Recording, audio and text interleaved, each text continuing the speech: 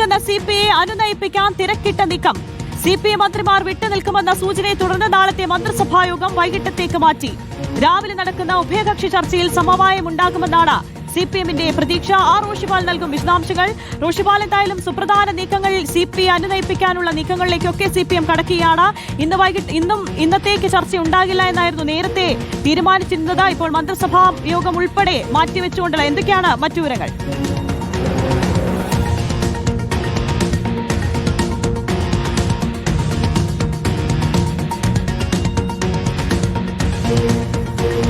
CPI മന്ത്രിമാർ മന്ത്രിസഭയിൽ നിന്നും വിട്ടുനിൽക്കും എന്നുള്ള ഒരു സുപ്രധാന തീരുമാനമാണ് CPI എടുത്തിരുന്നത്.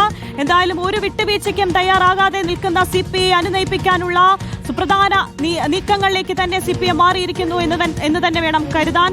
ഇടഞ്ഞു നിൽക്കുന്ന CPI അനുനയിപ്പിക്കാനുള്ള തിരക്കിട്ട നീക്കമാണ് CPM ഇപ്പോൾ നടന്നുകൊണ്ടിരിക്കുന്നത്. നാളത്തെ മന്ത്രിസഭായോഗം ഉൾപ്പെടെ വൈകിട്ടത്തേക്ക് മാറ്റിയതായുള്ള വിവരങ്ങൾ ലഭിക്കുന്നു. രാവിലെ നടക്കുന്ന ഉഭയകക്ഷി ചർച്ചയിൽ സമവായം ഉണ്ടാകുമെന്നാണ് CPM മുന്നോട്ട് വയ്ക്കുന്ന പ്രതീക്ഷയും. റോഷിപാലുണ്ട് വിശദാംശങ്ങളുമായി. റോഷിപാൽ, അടിയന്തര നീക്കങ്ങളിലേക്ക് CPM കടന്നിരിക്കുകയാണ്. എന്തൊക്കെയാണ് വിവരങ്ങൾ?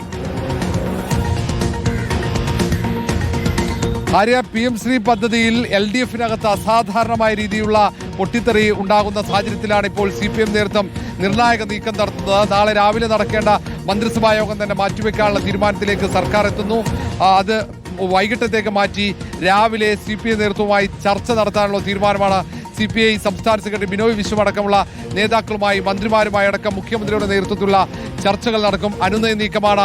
ഇതൊരു അവസാനഘട്ട ശ്രമമാണ് സർക്കാരിനെ സംബന്ധിച്ചിടത്തോളം. കാരണം ഏറ്റവും നിർണായകമായ രാഷ്ട്രീയ സമയമാണിത്. രാഷ്ട്രീയ നീക്കങ്ങൾ നടത്തേണ്ട സമയമാണ്. കാരണം തദ്ദേശ തെരഞ്ഞെടുപ്പ് ഏറെ വൈകാതെ പ്രഖ്യാപിക്കും.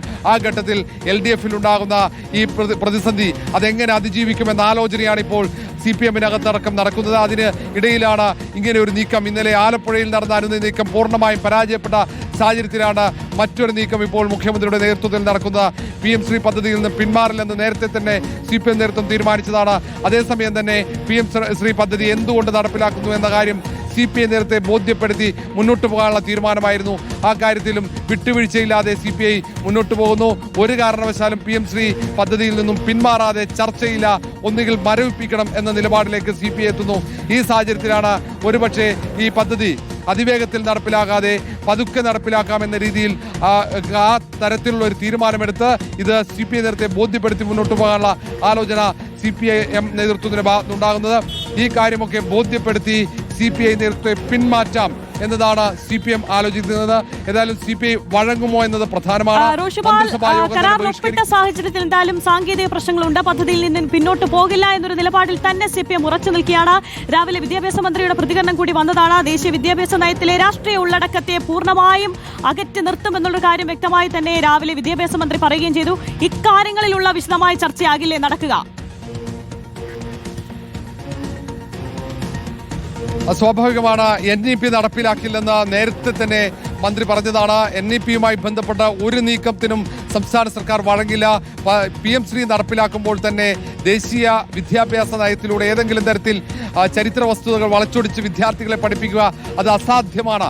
സർക്കാർ ആ കാര്യത്തിൽ ഒരു വിട്ടുവീഴ്ചക്കും തയ്യാറാകില്ല എന്ന വിദ്യാഭ്യാസ മന്ത്രി വി ശിവൻകുട്ടി ഉറപ്പ് നൽകുന്നു.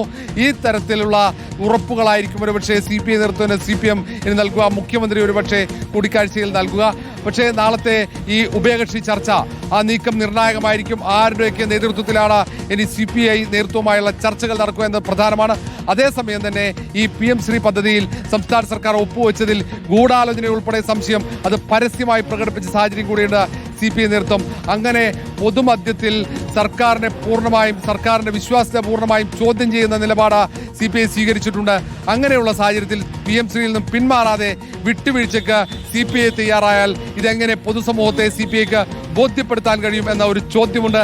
അതേസമയം ചർച്ചകൾ വൈകിയാൽ, ഇക്കാര്യത്തിൽ തീരുമാനം വൈകിക്കഴിഞ്ഞാൽ അത് തദ്ദേശ തെരഞ്ഞെടുപ്പിന്റെ സീറ്റ് വിഭജന ചർച്ചകളെ അടക്കം ബാധിക്കുമെന്നതാണ് CPM നേതൃത്വത്തെ ആശങ്കപ്പെടുന്നത്. അതുകൊണ്ട് തന്നെ ഏതെങ്കിലും തരത്തിൽ പ്രശ്നം പെട്ടെന്ന് പരിഹരിക്കുക എന്ന രീതിയിലേക്ക് കാര്യങ്ങൾ പോകുന്നു. മന്ത്രിസഭായോഗം ആദ്യഘട്ടത്തിൽ വിട്ടുനിന്നാൽ 4-ന് ചേരുന്ന CPI നിർവാഹക സമിതി യോഗം അത് എന്തായിരിക്കും തീരുമാനമെടുക്കുക, മന്ത്രിമാരെ പിൻവലിക്കുന്ന അടക്കമുള്ള തീരുമാനത്തിലേക്ക് പോകുമോ എന്ന ആശങ്ക കൂടി CPM-നുണ്ട്. അങ്ങനെ തീരുമാനമെടുത്താൽ അത് തദ്ദേശ തെരഞ്ഞെടുപ്പിൽ വലിയ വെല്ലുവിളി LDF-ന് ഉണ്ടാകും എന്ന കാര്യത്തിൽ സംശയമില്ല.